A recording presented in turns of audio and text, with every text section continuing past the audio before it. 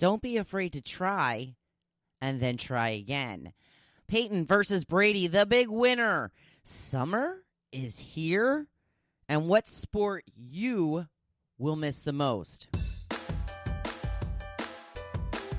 Welcome to the Hopefulist, a daily talk show hosted by veteran broadcaster Wendy McClure. Join Wendy each day as she shares her life lessons that transformed her from perpetual pessimist to the ultimate hopefulist.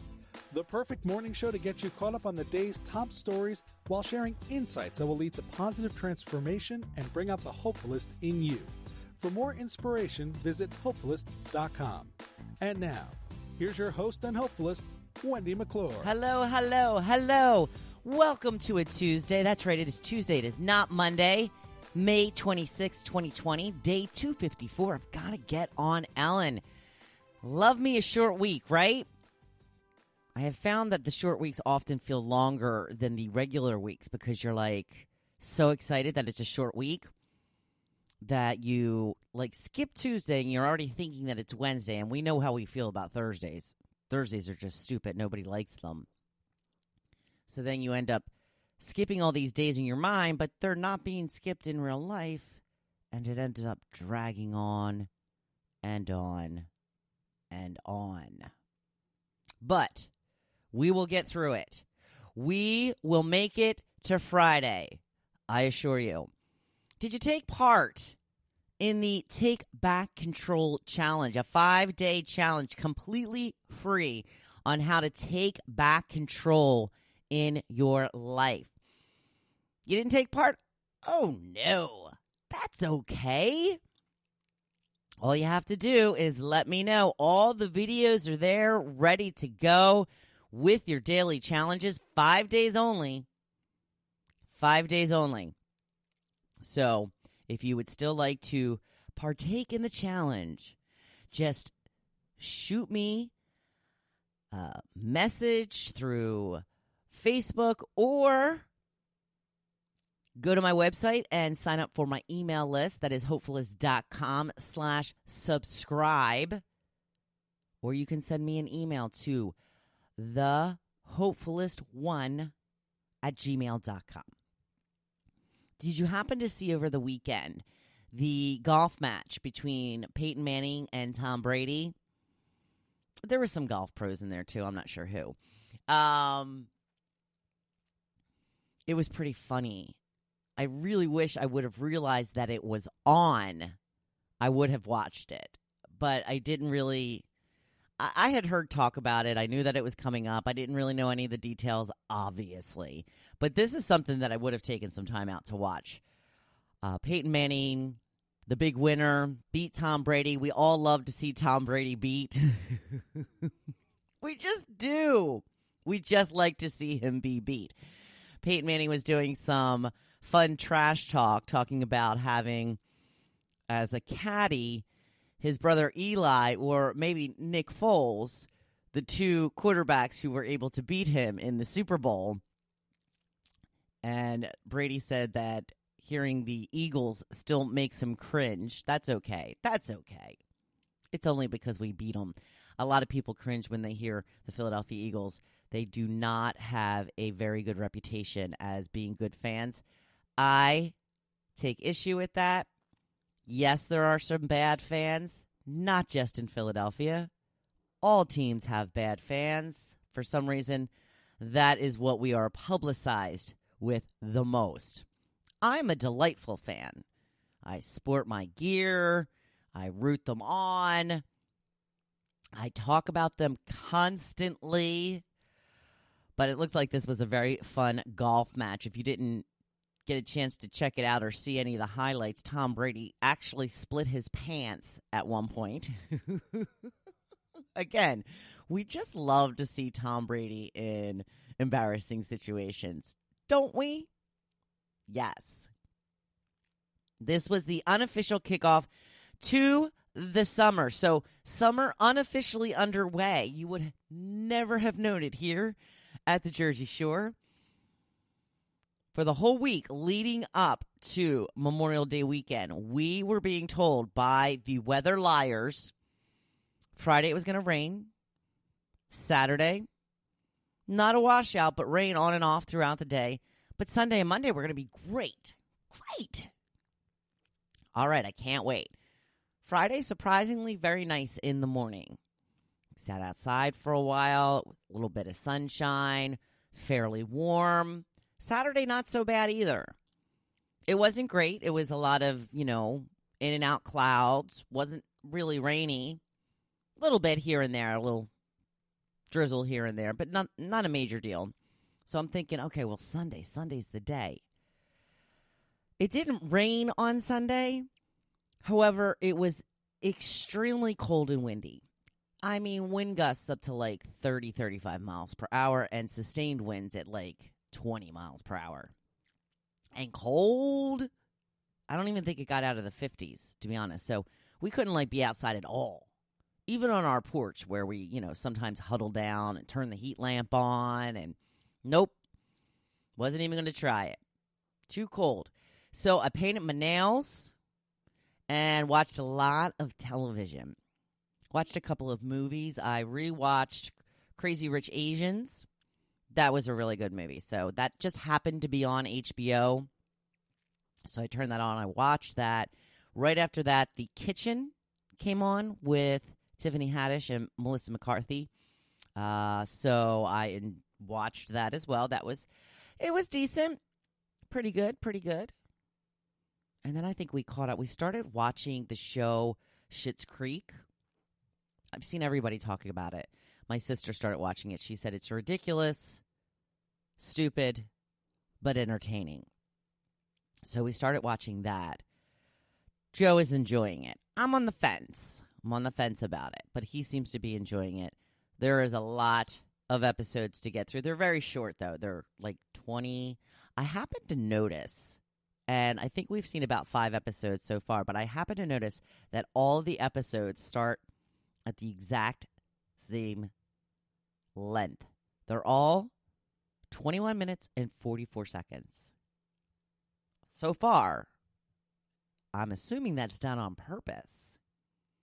To have it to the second, it's weird.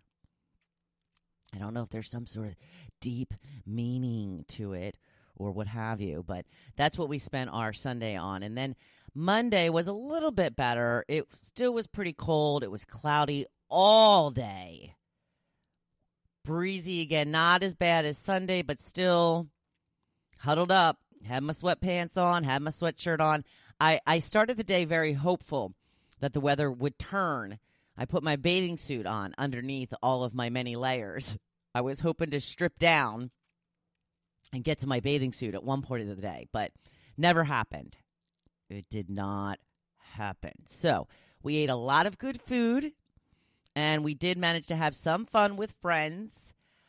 We happened to get together with the neighbors on Friday, kick off to the weekend, and then we ended the weekend by visiting some friends down the way a little bit, and they have their own little bar outside at their house, and we sat there and chatted for a little while. So it's always nice, especially now we feel so alone and isolated with what's been going on. So it was nice to actually be around people, socially, distantly safe. Of course, we wouldn't have it any other way. Wanted to talk about today's topic being about sports. They're talking about bringing baseball in some sort of shortened season. I've been hearing them talk about trying to finish off the hockey and basketball season, too. I'm not really up on what it is exactly that they're planning to do at this point, but I wanted to hear from you. If you had only one major league sport that gets to be played this year, which would you choose? Now, ironically, I'm a little surprised that everybody said either football or baseball. No hockey, no basketball. I was even expecting at least one NASCAR, but I did not. There was no golf mentioned. So everybody on my little survey chose either football or baseball. And I have to say that football definitely edged out baseball, probably about 80% to 20%. And then people that were undecided, Lori said baseball, no, football, wait, I don't know. Yeah, it's tough, right? Baseball's so summer, you know? We all love summer. They said, I love my football, but it's a fall sport. It always signals the end of summer, which is always just a little bit heartbreaking to me. Fall's not so bad. But winter, nah, no thanks. You can have winter. I don't want it. So, most of you would be devastated without any football this season. I agree with you 100%. If I can't have some football this year, oh, man, it's going to suck. Sundays are going to be awful. We're going to be sitting around on Sunday going, remember when we could watch live football instead of these reruns they keep throwing at us? Have you noticed that they keep playing reruns of old Super Bowls and such on the weekends now? It's kind of crazy. I don't know. Better than nothing? I'm not really sure. I'm just not really sure. I'm not really paying attention to it. We have watched a little bit of stuff here and there. Moving on to today's blog post, we're talking about fear all this month. And I wanted to talk to you a little bit about being afraid to try. A lot of people are afraid to try. Don't be. Don't be afraid to try and then try again.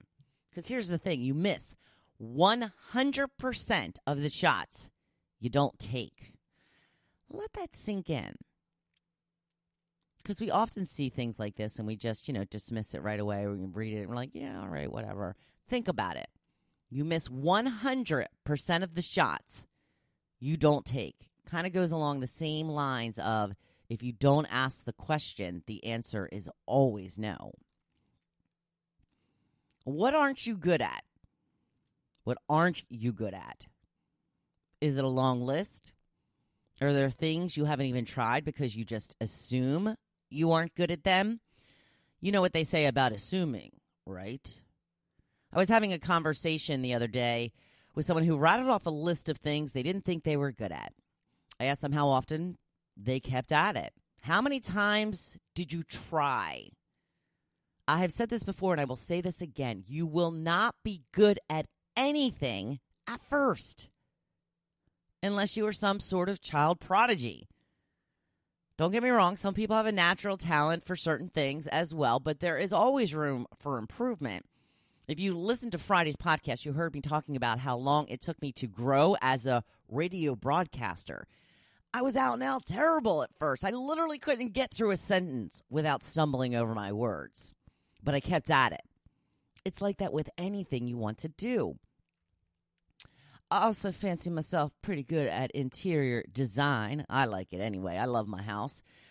It wasn't always that way, though. I remember being so stuck as to where to hang pictures and make them look aligned with everything else in the rest of the room and hoping they sort of match and flow. I think my place looks pretty good now, but it is a far cry from my first apartment. I got better as I went along. I learned to buy things that I liked, and I would just find a place for them. I'm not great at doing makeup. I know the basics. I know what looks good on me. I don't experiment too much because I'm afraid of looking like a clown, but if it were really important to me, I would continue to learn about it. I would watch YouTube videos because there's like 100 million of them on how to do makeup. I would subscribe to those boxes that send samples out every month. If it's something I really want to do and get good at, I'll do what it takes to get me there. That's how it is with everything in life. You just have to try and be willing to try anything because you never know what will come from it. You got a job interview somewhere you aren't really interested in working, go anyway. They may love you so much they will find something designed specifically for you. I have a friend of a friend who was approached about a job. She had no desire to leave where she was. She was like, but I figured Why not just go and see what they have to say?